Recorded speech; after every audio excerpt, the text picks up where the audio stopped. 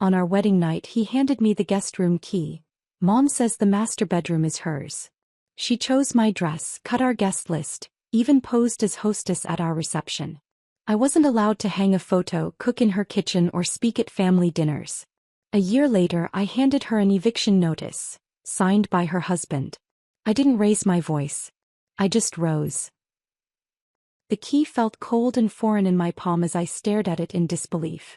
The small brass object weighed heavier than my diamond ring, heavier than the wedding vows we'd exchanged just hours before. Mom's already asleep. Her back's been acting up, Zach explained casually, as if this were the most natural thing in the world. His eyes avoided mine, focused instead on a point somewhere over my shoulder. She needs her rest. I stood frozen in the hallway of what was supposed to be our home, still wearing my wedding gown. The makeup that had been meticulously applied at dawn was now fading, my carefully styled hair falling loose around my shoulders. My high heels dangled from my fingertips, removed during our awkward, silent car ride from the reception. Joanna had claimed the master bedroom, our bedroom. The room where I'd imagined starting my married life. "This is a joke, right?" I whispered, my voice barely audible in the dark hallway. Zach's expression remained blank. "It's just for tonight. You know how she gets when her back flares up." But I knew better. I'd seen Joanna's suitcases arrive yesterday, watched her unpack her clothes into the master closet while directing movers where to place her personal furniture. At the time I'd thought it was temporary, just for the wedding preparations. Now the truth crashed down around me like shattered crystal. The dress I wore hadn't even been my choice. Joanna had taken over the bridal appointment, dismissing the fitted lace gown I'd fallen in love with. "Too revealing," she declared with a tight smile. Instead she'd selected this plain, high-necked monstrosity that hung like a tent on my frame. "Modesty is timeless," she'd insisted, while the bridal consultant shot me sympathetic glances. Zach had said nothing then, just as he said nothing now. I thought back to the reception, how different it had been from everything I'd dreamed. My college roommate Sarah had texted that morning, "Can't wait to see you. So excited to celebrate." But she never arrived. Neither did my childhood friend Megan, nor my coworkers, nor my cousins from Seattle. "Budget cuts," Zach had explained with an apologetic shrug when I questioned the half-empty reception hall. Only later did I discover that Joanna had personally called them, informing each that the wedding had become an intimate family affair. And then there was Joanna herself, dressed in cream-colored silk that was almost white, greeting guests at the door as if she were the bride. "Welcome to our celebration," she'd announced to each arrival. "I'm Joanna, mother of the house." Mother of the house. Not mother of the groom. She'd commandeered the microphone during the reception, delivering a 20-minute speech about raising Zach, about the family legacy, about traditions that must be maintained. When the DJ attempted to pass the microphone to me for a few words of thanks, Joanna had smoothly intercepted it, declaring it was time for the first dance. A dance that she initiated with her son while I stood awkwardly to the side, watching my husband waltz with another woman on my wedding day. Now here I was, being directed to a guest room in what was supposed to be my home. A home where Joanna had already established her dominance.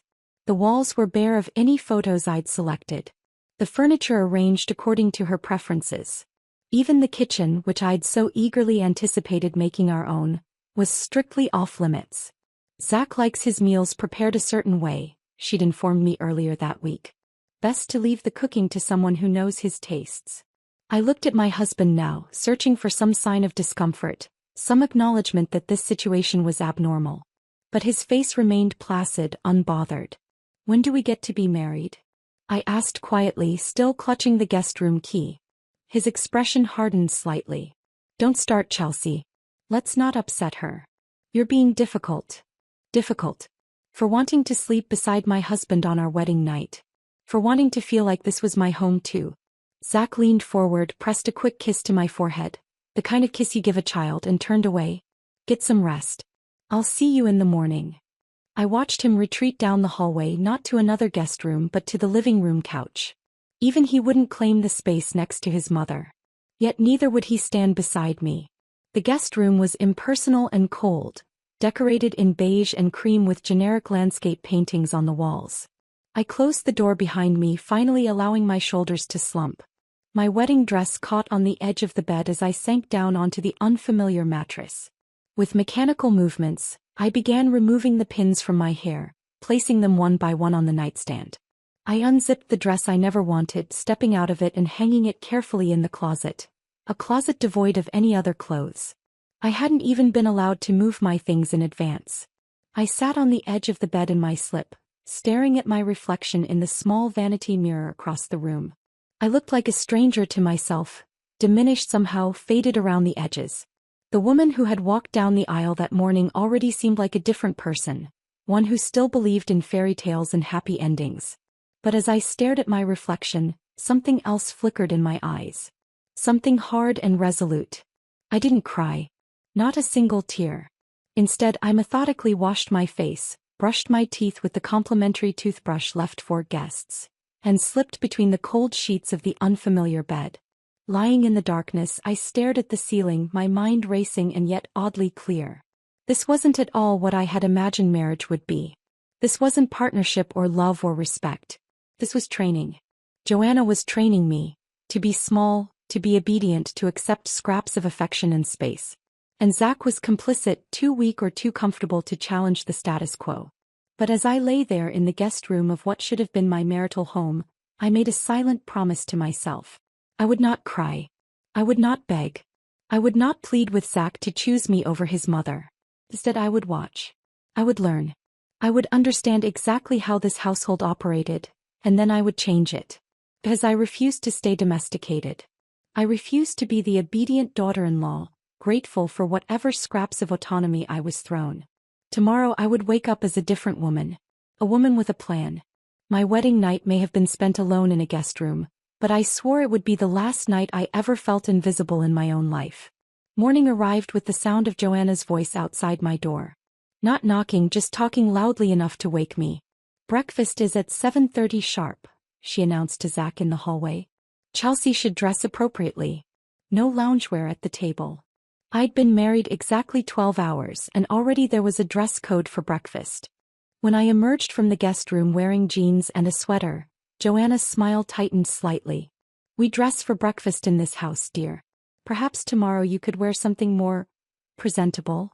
I glanced at Zach, who was absorbed in his phone. He wore sweatpants. The kitchen gleamed with spotless perfection. Every appliance had its place, every surface scrubbed to an unnatural shine.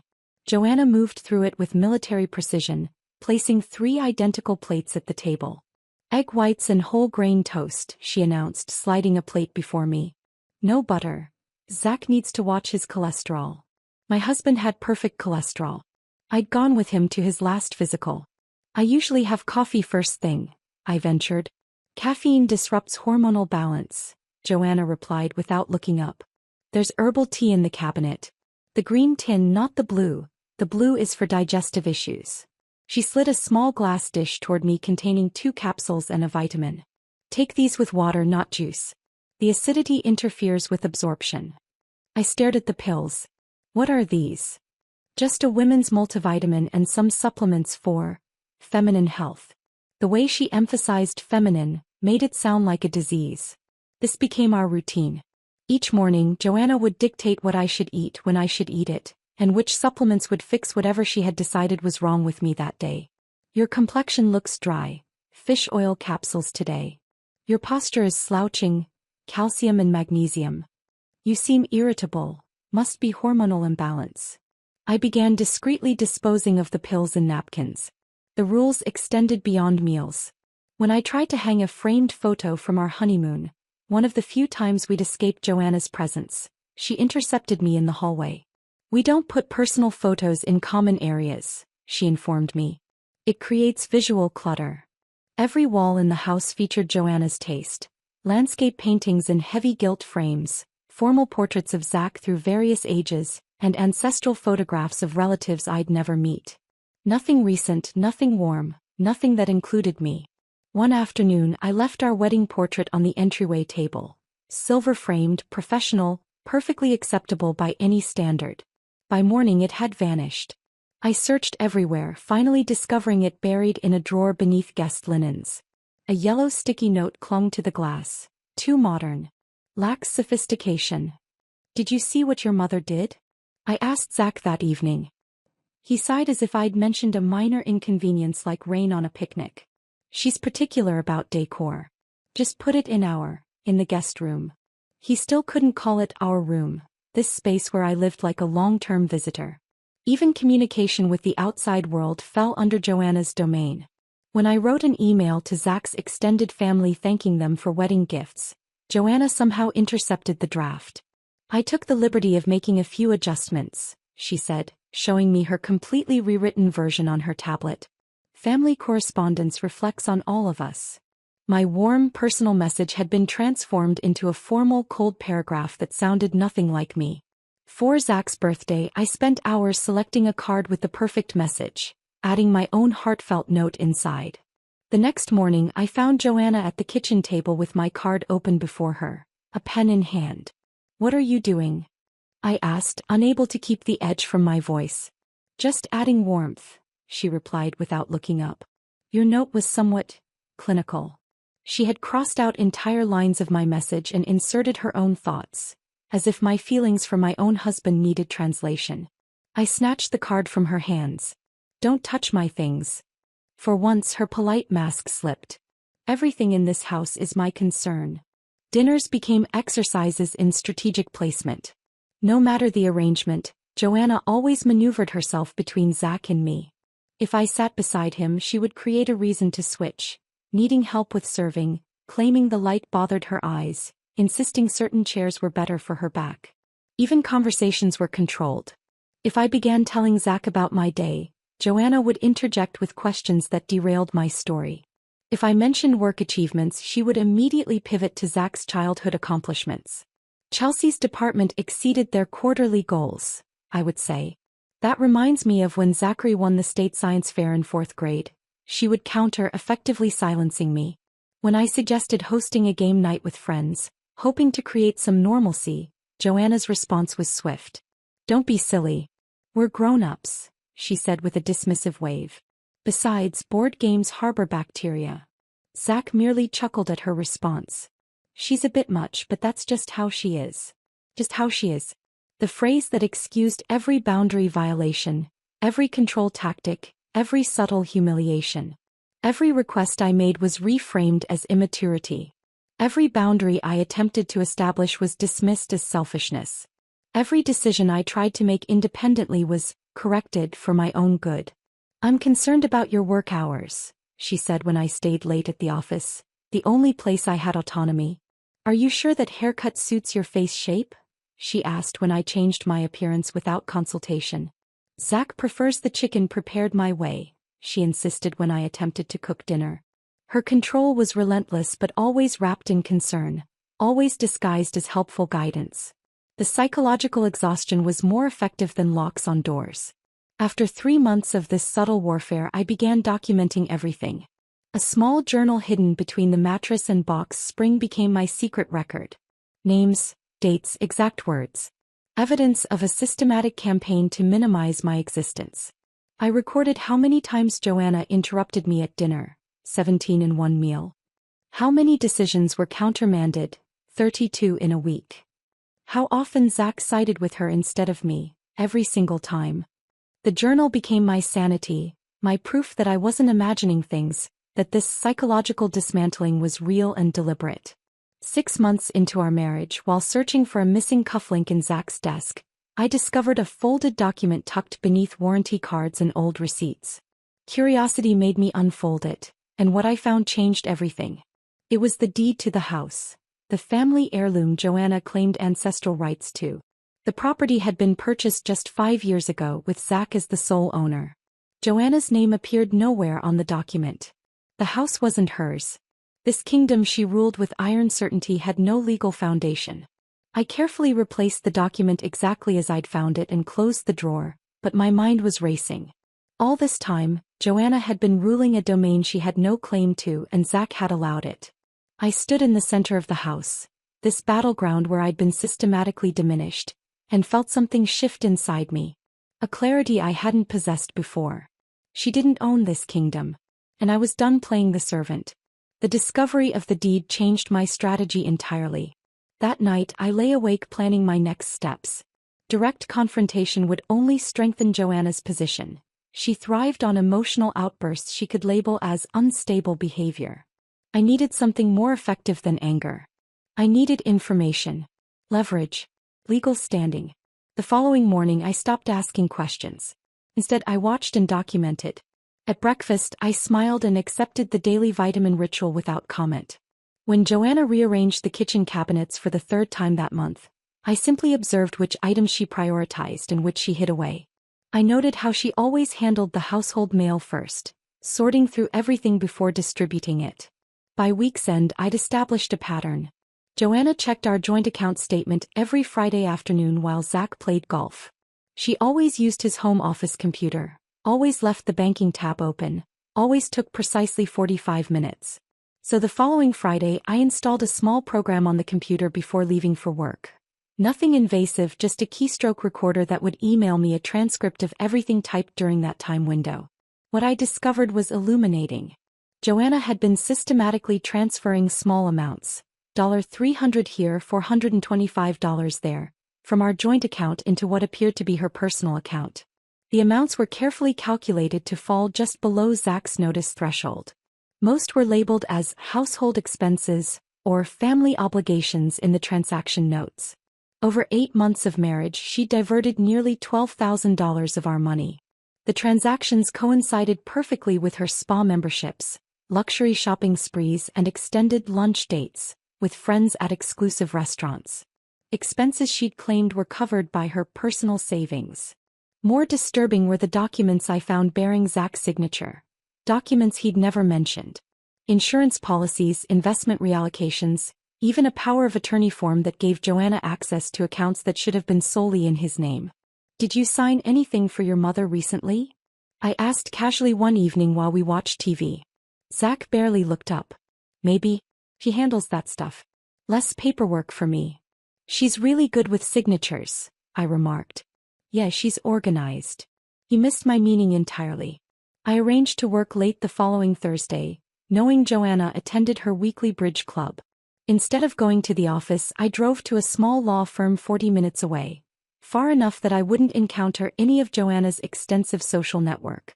The estate attorney, Ms. Riviera, was a sharp-eyed woman in her 50s who listened without interruption as I laid out my situation.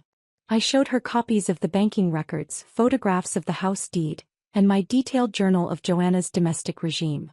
"So your mother-in-law has no legal claim to the property, yet exercises complete control over the household," she summarized. "Correct. And your husband enables this behavior?" "He was raised in it. He doesn't see it as abnormal." Ms. Riviera leaned back. "What exactly are you hoping to achieve, Mrs. Mitchell?" I thought carefully before answering. "I want what's legally mine as a spouse. Equal say in my own home. Financial security that can't be undermined. And I want my husband to make a choice, our marriage or his mother's control." She nodded, making notes. "The property situation is straightforward. As Zach's spouse, you have certain rights regarding the marital home, regardless of whose name is on the deed. The financial diversion is more complicated but potentially actionable." I left with a comprehensive understanding of my legal position and a carefully outlined strategy. Knowledge is power, but timing is everything. Rather than confronting Joanna immediately, I began laying groundwork. First, I opened a separate bank account at a different institution. Each payday, I diverted half my income into this private account, never mentioning it to either Zach or Joanna. Next, I enrolled in an online certificate program in property law and spousal rights, studying late at night in the guest room that remained my bedroom. Understanding the legal framework would protect me from Joanna's inevitable counterattacks. On the surface, however, I changed nothing. I continued baking cookies for dinner parties where I barely spoke. I smiled at Joanna's backhanded compliments about my appearance. I nodded politely when she rearranged furniture I had straightened. "Your hair looks almost professional today," she'd say. "Thank you," I'd reply without argument. "Perhaps next time use the good plates for company," she'd suggest after I'd spent hours preparing dinner.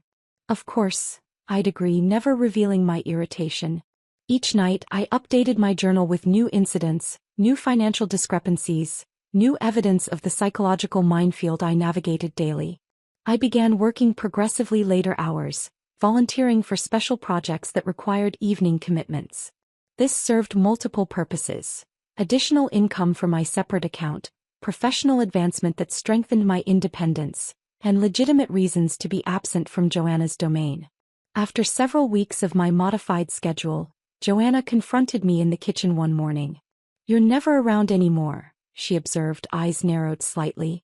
"Zach mentions how late you've been working." I arranged my features into an expression of earnest concern. "I'm trying to make myself useful. Contributing to our household. Your primary contribution should be here," she replied, gesturing to the immaculate kitchen she wouldn't allow me to cook in. "A wife's place is in the home." "You're absolutely right," I agreed, watching her suspicion dissolve into self-satisfaction. "I'll try to do better." I didn't change my schedule at all. But now she believed I was appropriately intimidated. Meanwhile, I was building, not just a financial safety net or legal knowledge, but a comprehensive exit strategy. Not from my marriage necessarily, but from the power structure Joanna had created. I documented which household items were purchased with joint funds versus Joanna's mysterious separate accounts. I photographed each room, establishing a record of the home's condition and contents. I carefully noted which furniture had been in the house before our marriage and which had been added since. One afternoon, I discovered a file of old correspondence in Zach's office. Letters between him and his father, dating back several years. They revealed a strained relationship, not between father and son but between husband and wife. Zach's father, though physically present until his death 2 years ago, had been emotionally absent, beaten down by decades of Joanna's control tactics. "Your mother has strong opinions," one letter read. "Sometimes it's easier to let her have her way. But remember, son, the house is yours when I'm gone. I've arranged it that way specifically." The letter confirmed what I'd suspected. Zach's father had intentionally left the property to his son alone, an act of quiet rebellion against Joanna's domain. I had a plan forming now. One Joanna would never see coming, precisely because she underestimated me. She saw my politeness as weakness, my silence as submission, my careful documentation as merely obsessive housekeeping. She never suspected I was building a case, establishing legal standing, creating financial independence. Because she still thought I was scared of her. She interpreted my quiet compliance as defeat, not recognizing the strategic patience behind my smile. She didn't know I was already 2 steps ahead, moving pieces into position for a checkmate she couldn't anticipate. I was done being a guest in my own marriage, my own home. I was becoming the landlord. After 3 weeks of meticulous preparation, I selected a date, October 15th. A Tuesday. Joanna's bridge club was cancelled that week due to renovations at the community center, ensuring she'd be home. Zach would be off from work for a dental appointment in the afternoon. The timing couldn't have been more perfect. 2 days before, I'd finalized everything with Ms. Riviera. The legal documents were impeccable. A formal eviction notice with all proper citations of state property law, a detailed accounting of financial improprieties, and a cease and desist regarding any further unauthorized use of joint funds. "Are you certain you want to proceed this way?" Ms. Riviera had asked, her expression carefully neutral. "It will create significant family tension." "The tension already exists," I replied. "I'm just bringing it into the open where it can be resolved." The courier service was scheduled for 7 a.m. prompt delivery, early enough that Joanna wouldn't have fully armored herself for the day, but not so early that she could claim harassment. The night before, I barely slept. Not from anxiety but from a strange, electric anticipation. After nearly a year of calculated submission, of documenting and planning and building my case, the confrontation I'd engineered was finally at hand. I rose at 5:30 a.m., showered and dressed with particular care, a crisp blue button-down, tailored black pants and low heels. Professional attire. Battle armor. I applied minimal makeup, pulled my hair back into a sleek ponytail and fastened small pearl earrings, a wedding gift from my parents. By 6:45, I had brewed coffee and was seated at the kitchen table with my laptop open, reviewing work emails as though it were any ordinary morning. The house was still quiet. Joanna typically emerged at 7:30, Zach closer to 8 o'clock. The doorbell rang at exactly 7:10 a.m. I remained seated, taking a deliberate sip of coffee. The doorbell rang again. I heard shuffling from the master bedroom, then Joanna's voice, sharp with irritation. Who on earth is calling at this hour? Footsteps approached the front door. Joanna in her silk robe, hair still in curlers, face creased with sleep and annoyance. I angled my chair slightly to observe the entry hallway while pretending to focus on my screen. She pulled open the door. Yes. The courier, a young woman in a navy uniform, consulted her tablet. Delivery for Joanna Mitchell? That's me, Joanna replied, her voice softening slightly. She'd always modulated her tone for strangers, maintaining the facade of genteel respectability. Sign here, please.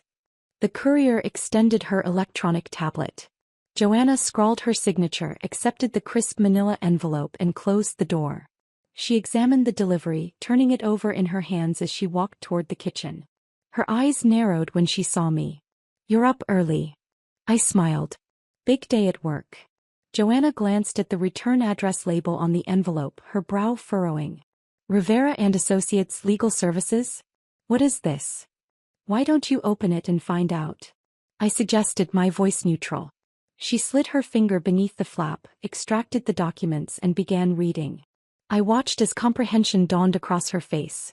Confusion, disbelief, then mounting anger. Her hands began to tremble. What is this? I set down my coffee cup with deliberate precision. It's a formal eviction notice. 30 days to vacate the premises. Your name isn't on the deed. This is my home, she shrieked, color flooding her face. No, I replied calmly. You've just been squatting with a dominant personality. The sound of Joanna's raised voice brought Zach stumbling from the guest bedroom, hair disheveled, still in his pajamas. What's going on? Your wife has lost her mind, Joanna sputtered, thrusting the papers toward him. Read this. Zach blinked, confused. Chelsea, what are you doing? Correcting the power imbalance, I said simply. He skimmed the document, his expression shifting from confusion to shock. You're kicking my mom out?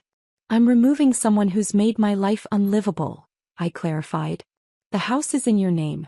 I just filed the motion. Joanna turned to her son, tears suddenly welling in her eyes. Tears I'd never seen before, not even at the funeral of her husband. Zach, you can't let her do this. This is my home. Our family home. It's not, I countered, rising from my chair. The deed is solely in Zach's name. The property was transferred to him by his father 5 years ago. I turned to Zach. Did you know your mother has been claiming ownership of a house that legally belongs to you alone? Zach's eyes darted between us, confusion evident. Dad left it to me, but Mom's always lived here. It's her home too. By courtesy, not by right, I replied. A courtesy she's never extended to me, despite my legal standing as your wife. Joanna's panic was transforming into rage. Her facade of control crumbled completely as she realized the extent of what was happening.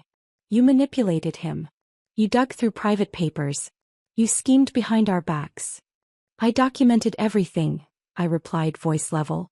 All your unauthorized spending from our joint account. Your interference in every aspect of our marriage. Your systematic campaign to isolate and diminish me in my own home. It's all there in the filing, with dates, amounts, and witnesses. After everything I've done for you, she hissed, switching tactics. Taking you into my home, guiding you, teaching you how to be a proper wife. Gratitude is earned, not demanded, I cut her off. And this was never your home to take me into. She turned to Zach, her final bastion of support. Are you going to let her do this to your mother? Your own flesh and blood. For the first time since I'd known him, Zach didn't immediately leap to her defense.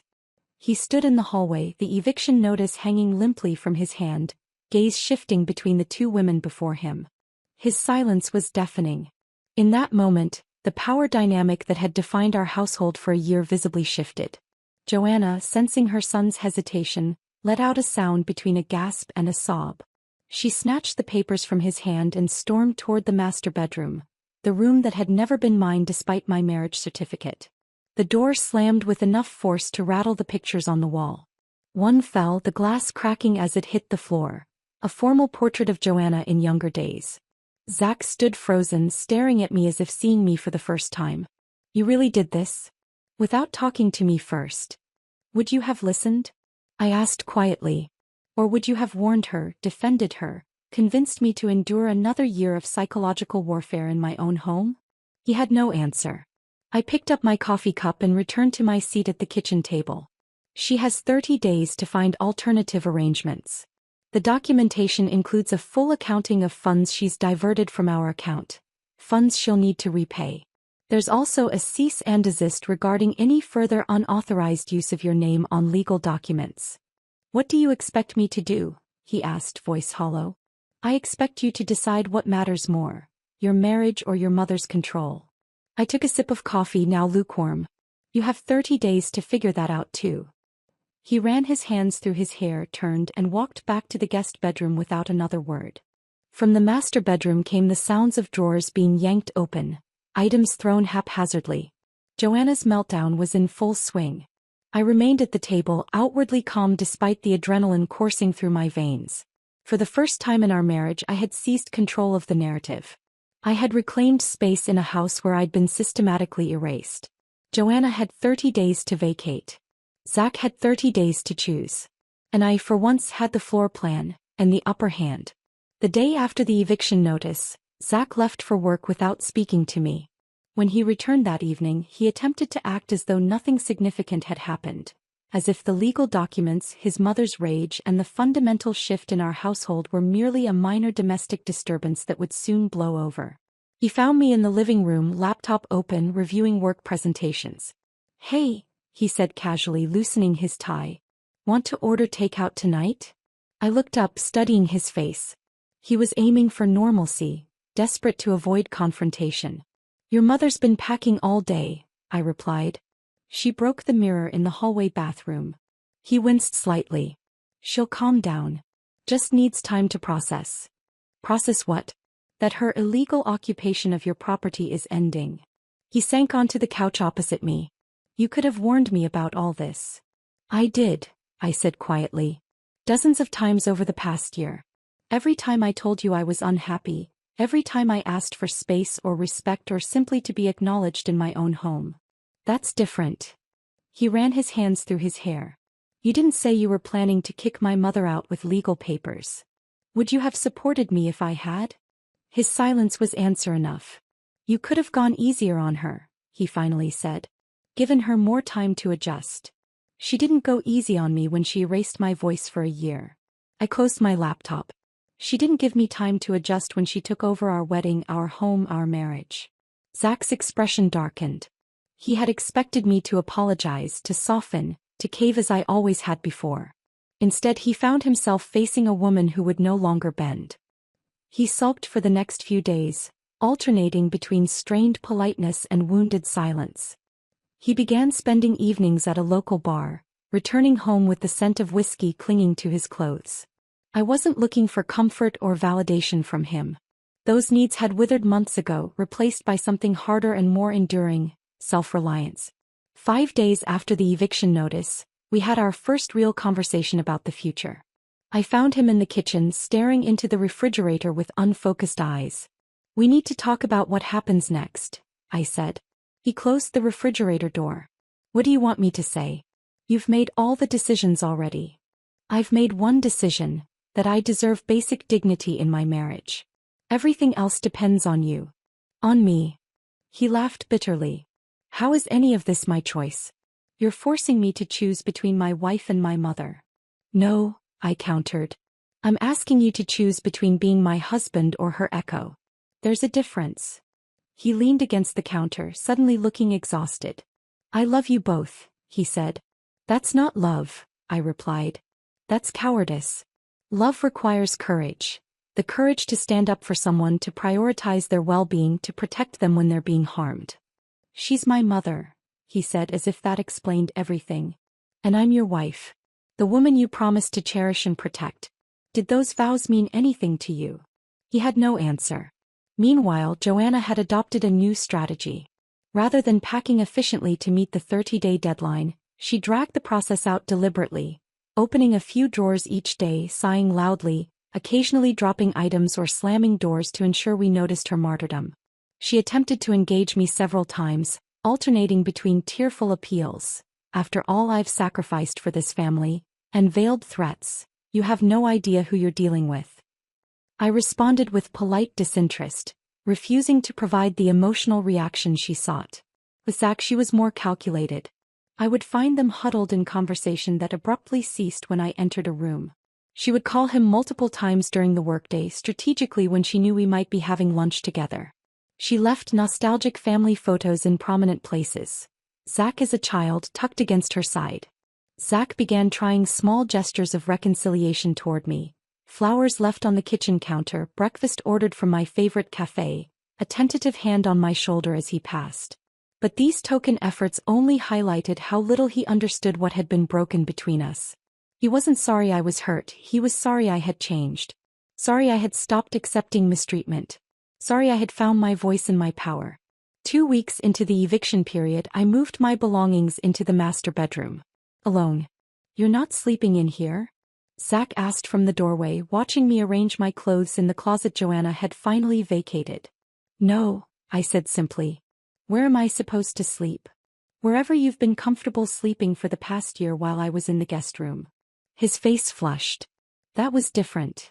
Yes, I agreed. It was your choice then. It's mine now. The following day I scheduled another appointment with Ms. Riviera. This time Zach accompanied me, though reluctantly. A post-nuptial agreement? He repeated, staring at the documents she placed before us. You want a divorce? I want security, I corrected. Security that the patterns of the past year won't repeat themselves. The agreement was straightforward. The house would remain in Zach's name, but I would have equal right to occupy and modify it as I saw fit. Our finances would remain separate, with a joint account only for household expenses. And there was one additional clause that made Zach's eyes widen. If your mother returns to live in our home without my explicit written consent, I explained, I retain the right to leave the marriage with 50% of all assets, regardless of duration. You can't be serious, he whispered. I've never been more serious about anything in my life. He signed the papers the next day. Not enthusiastically, not with understanding, but with the resignation of a man who had begun to realize the consequences of his year-long silence. 3 days before the deadline, Joanna finally completed her packing. She orchestrated her departure for maximum impact, scheduling it when she knew both Zach and I would be home, hiring movers who carried box after box past us as we sat in strained silence in the living room. She left with 4 suitcases, 12 boxes, and a broken ego. As her car pulled from the driveway, I watched Zach's eyes follow it until it disappeared around the corner. His hands twitched at his sides, but he didn't move to stop her, didn't run after her, didn't promise to fix this. That night, in the silent house that suddenly felt both emptier and more spacious, he approached me as I prepared for bed. What happens to us now? He asked, his voice small. I looked at him, really looked at him, seeing both the man I had married and the stranger he had become in his mother's shadow. I don't know, I answered honestly. But I do know this. If I can build peace without you, I will. He nodded slowly, turned and walked to the guest room. The same room he had once sent me to on our wedding night. As the door closed behind him, something flickered across his face. A dawning comprehension, a belated understanding of equivalence. That's when he finally understood what he'd lost. 3 months have passed since Joanna left. 3 months of reclamation, of transformation, of rebuilding both space and self. The morning after Zach retreated to the guest room, I woke early and drove to the hardware store. I returned with paint samples in shades the house had never seen. Warm terracotta for the living room, sage green for the kitchen, a soft blue-gray for the hallways.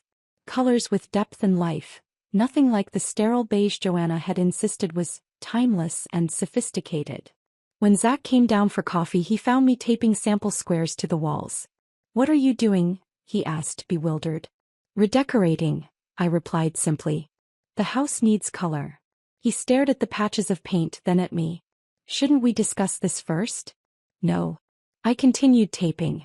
But you're welcome to help if you'd like. He didn't help with the painting. But he didn't object either. That was progress of a sort.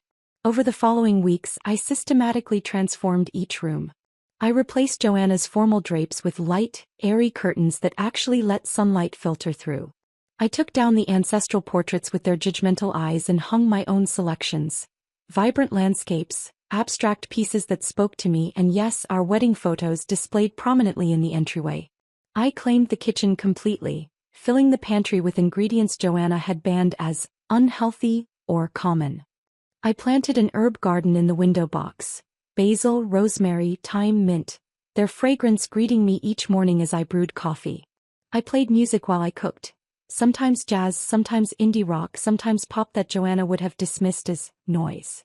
Most significantly, I made the master bedroom truly mine. New bedding, new arrangement, new energy. I placed a small writing desk near the window, creating a personal workspace flooded with natural light. I hung a large mirror that Joanna had stored in the attic, claiming it was too modern. Every morning I looked into that mirror and saw someone stronger, clearer, more defined than the woman who had once stood in a wedding dress holding a guest room key.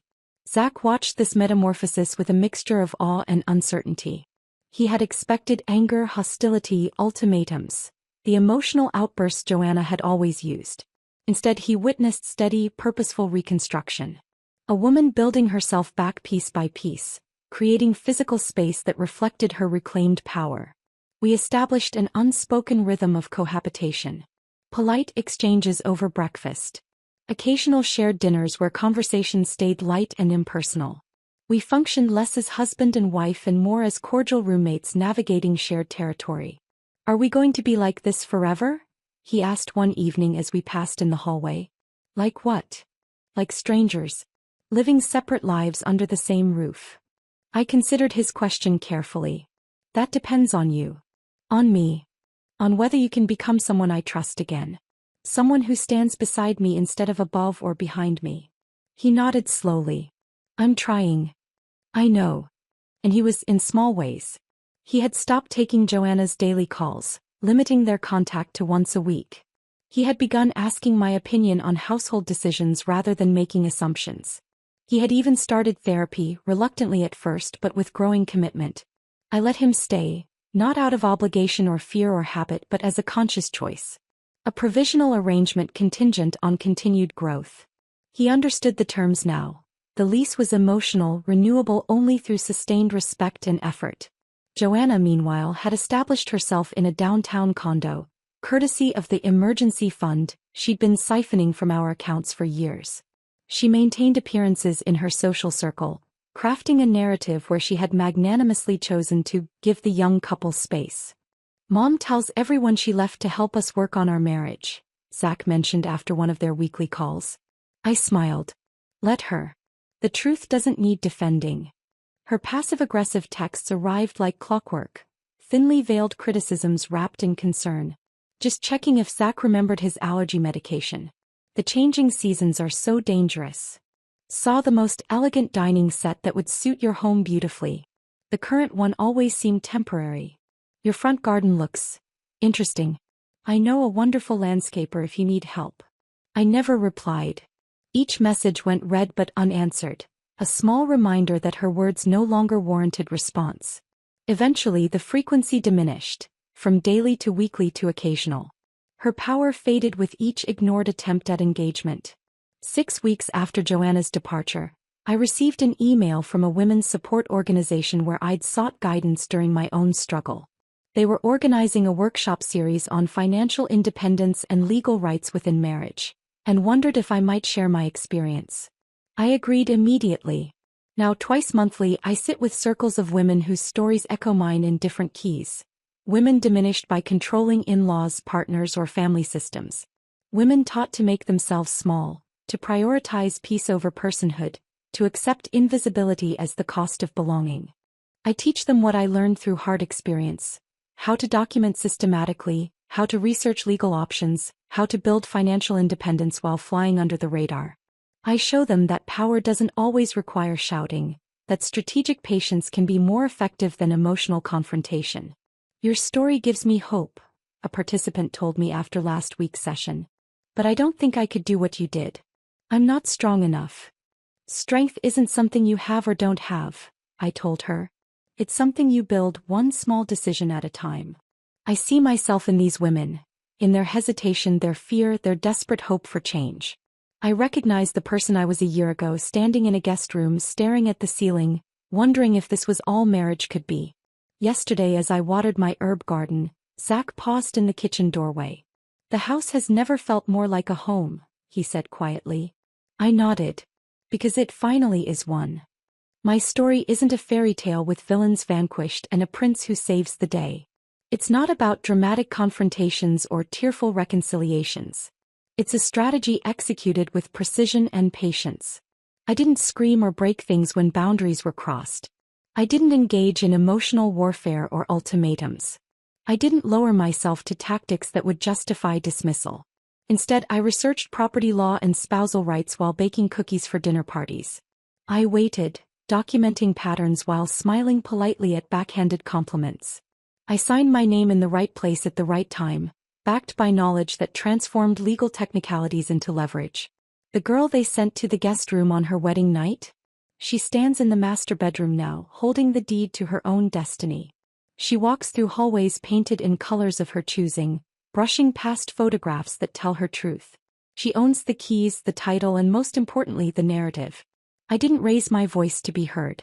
I just rose.